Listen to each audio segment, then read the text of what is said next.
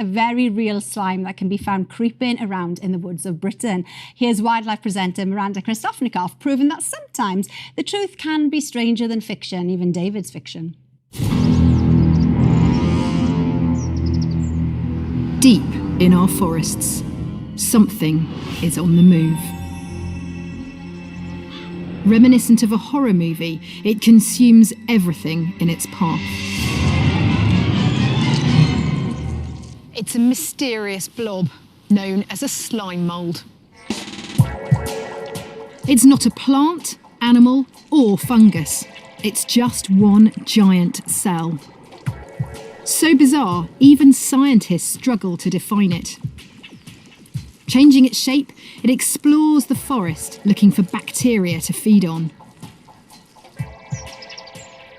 Dr. Ian Hands-Portman from the University of Warwick has been studying wild slime moulds he finds in his local woods. Ian, hi. Hi. It's Miranda, nice to meet you. Good to see you. So how's the slime mould hunting going then? So there's a tiny little white trace down here.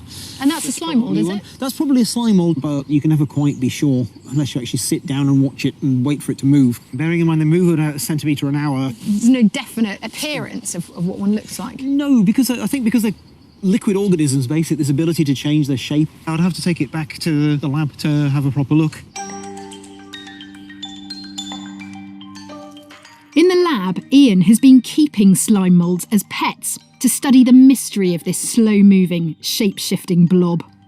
What are you feeding them on? I'm feeding it oats, porridge oats, which is pretty much all they need to live off in captivity. So how does an organism that doesn't have a mouth and a stomach actually eat? They break down the protein and the carbohydrate, the sugars, and then they'll just absorb the goo that they've produced. And what about the movement? How does it actually move and navigate its way around? They have this little sort of pulsing motion, so it pushes the tendrils towards that food. So gradually, it just moves that little bit further towards something it likes, that little bit further away from something it doesn't like.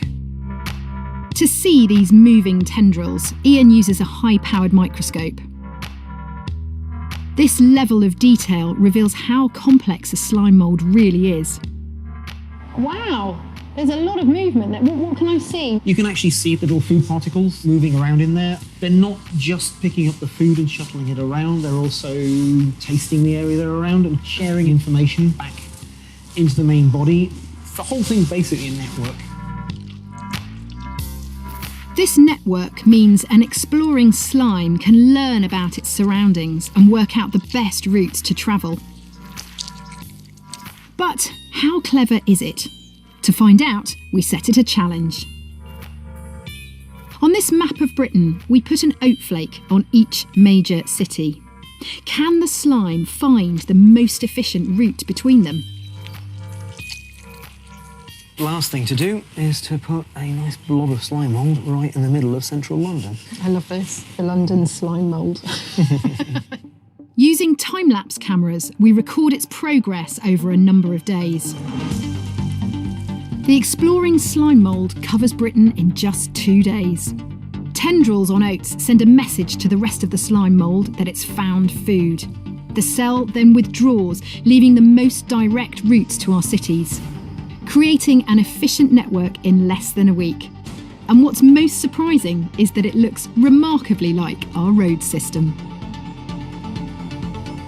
This unassuming organism has proved itself to be a true mastermind, but one we still don't fully understand.